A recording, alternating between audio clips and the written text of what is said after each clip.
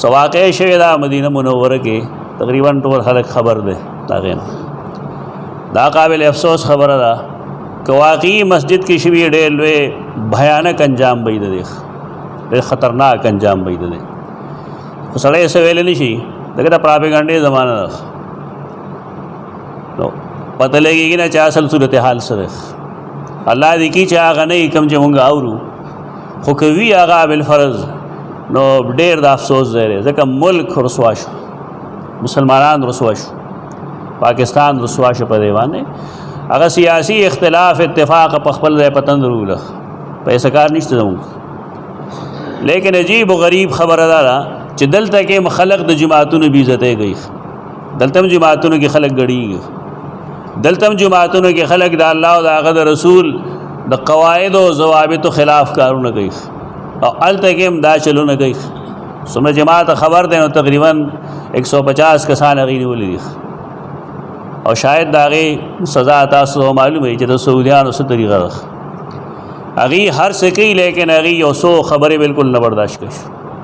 د توحید خلاف بالکل نه برداشت کوي. یو سړی که د نبي کریم صلی الله علیه وسلم جنګلې خوا کې د سر ښکته کولو کوشش کوي که نه نه ولا سټ والی چې شرک یہ پلخت وي یا سره یو غټ جانمازي په هغې یې وایي خو پاکستانیان به څه وویلی دي خو دا عاشقان رسول دي تش د نو عاشقان رسول نه ایمان پیژني نه پیغمبر پیژني نه کتاب پیژني عاشق دی عاشقي وی لیونی ده محبان رسول پکار دی رسول الله صلی الله علیه وسلم سره مینه کوونکي خلک پکار دا چې لړ شي پاگلان نو هلته کې مقام ابراهیم هغه ګټه را چې ابراهیم علیه السلام په هغې ولاړو هغې ته هغې د پیتلو یو څادر اچولی دی هغه پټه را نه ښکاري هغې نه ګیر چاپېر یو جنګله جوړه کړې ده هغې جنګلې نه ګیر چاپېر شیشه دي هغه شیشه هم ښکلی دي کې څه پراته دي په دغې شیشه کې څه دي اگه ته ښکل کې نه څوک ښکل نه کې کعبه خو نه دې ته عقیدت نه وي دا جهالت دی دا بې علمي ده دا بې دیني ده دا سيزونه هغوی نه برداشت کوي. دویم دا چې د مسجد نبوي بې حرمتي سوال نه پیدا کېږي چې دا هغوی برداشت کړي که دا واقعي داسې شوي نو زما یقین دا چې روز دوه کې به د دې ټولو سرونه نه وي په دې باب کې هغه سخت خلک دی دا وړه مسله نه ده خو که واقعي دا داسې وي څنګه چې دا خلک وي دا پراپیګنډه ده د دې انجام هغوی سره سوا دغه نه بل نشته. هر چا چې کړی دا کار اسلام په بدنام شوی دی زموږ وابستګۍ سیاسیانو سره رسو دي رسول الله صلی الله علیه وسلم سره زموږ محبت اول دی په هغه ایمان زموږ اول دی د الله د کور بېعزتي څنګه چې موږ د خپل مسجد بېعزتي نه برداشت کوو د مسجد نبوي حیثیت خو ډېر پورته دی هلته کې اوازونه کول اوازونه موږ اورېدلی دي شته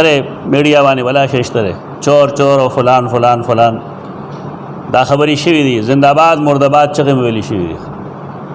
خو آیا دا ځای مسجد نبوي دی مصیبت دا یې چې پوره نه ښکاري که دا پوره ښکارېدی نو بیا مونږ برملا خپل رد عمل ښکاره کړی د سیدنا عمر صحیح بخاری کې ابتدا کې حدیث دی هغه مسجد نبوی کې ناستو صحابي وی ما یو شان یو کاڼی زما په شاو لګېد ما چې وکتل نو دا عمر رضی الله عنه ما دې داسې کړو دا ادب ښیي چې د نبی کریم صلی الله علیه وسلم په مسجد کې ادب دا دی چې دلته به چغې مغې نه وی او دا هر جماعت ادب دی دلته به چغې نه وی سپیکر ته به واړه نه ودرې نه په خپله ودرېږي چې بړ بړ دې جوړ کړي دا ټول رمضان دی خلکو هم دا حرکتونه وکړل کله نعت وی په جماعت کې کله یو څه وی کله بل څه په دما آواز ووایه ټیک ده دا خو نه چې ته حلقه دې جوړه کړې ده او چغې وایې چې دا ذکر کوم فلانې کوم فلانې کوم د مساجدو بېعزتي ده نعت ویلو باندې پابندي نشته آواز روښکلو باندې پابندي ده په ذکر باندې پابندي نشته ده په آواز روښکلو باندې پابندي ده دا د جماعت بېعزتي ده د هر مسجد قابل عزت ته قابل احترام دی کا زما مسجدی کا د بلی کا د بلی جماعتونه زما استانه دا ټول الله ته احترام لازمی لیکن د رسول الله صلی الله علیه وسلم چونکه وجود مبارک الته کې پروت دی او د قران حکم دی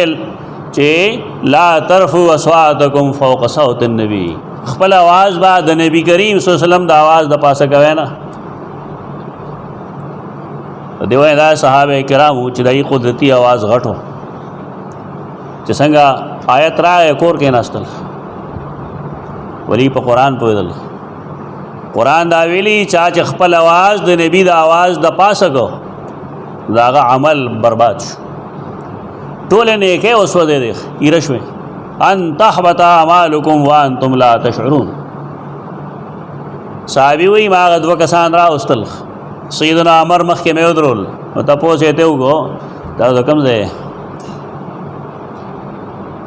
لکه یو سړی د مدینه منورې د هغه ته اخلاق معلومي ادب ورته معلومي د رسول الله صلی الله علیه وسلم داغه د مسجد آداب ورته معلومي داغه وی چې موږ طائف یو طائف نه راغلیو الته کې اوسېګو هغه فرمایل چې کتا سو د مدینه منورې وې لا او جاءتکما تاسو ما برابر کړی تاسو ما خکړی وې وهلیو مې زکات چې د رسول الله صلی الله علیه وسلم په مسجد کې هغه شان خبره څنګه چې تاسو کوي دا جایز نه دی الله دې کې چې دا واقعیا هغه شان نه څنګه چې میډیا پیش کړي الله دې کې دا سیخ او کین بیا د پاکستانیانو ټولو د پاره دا د ذلت خبره ده چې دې ته دومره دین نه معلوم چې جماعت کې خلک څه چل گئی نو هغه مسجد نبوي دی د خواو شاه جماعتونو کې تاسو نه کتل چې د ختم پښپوانه څومره جنگونه وشو بده مټایانو باندې څومره مساجدو کې حتی کو شو بیزته وشو دا غځه فکر هم ضروری دی لیکن دا جماعتونه ټول لاغي بچی دي ته دې بیزتی جایز ده او دا میټای دومره خسیس ده او دا څنګه روزدار دي چې ماخا مې ډوډۍ مخړل او پسې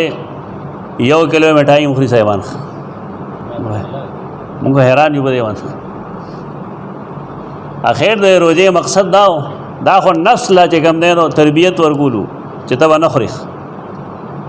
پتہ لګي نه چې مونږ کې کامن سنس وکړه راځي اسلام خاصم نشته خو پکار راځي چې کم سے کم مونږ کې پښتو موجودي مونږ کې غیرت موجودي دا الله رسول سره مینه دارا چې مونږ د دې واقع مذمت کو کدا واقع واقعي شوی دا سي نو مونږ سره ما سیوا د مذمت نه بل څه نشته مونږ مذمت کو دې واقع او دا د امت مسلمه په مخ باندې یو سپېړه ده چې مونږ تر جماعتونو آداب هم نیوالو او ډېر غلط پریزنټیشن د پاکستان ده کدا واقعي داسې شوي نو د پاکستان ډېر غلط رهنمایي وکړه شو په دنیا کې دا رسوا شو مونږ رسوا دې لپاره لږ دوراندیشي پکار ده الله دې کی چې داسې واقعات بیا را نشي او الله دې آی خلق لا قرار واقعي سزا ورکړي چې هغه دا کار کړی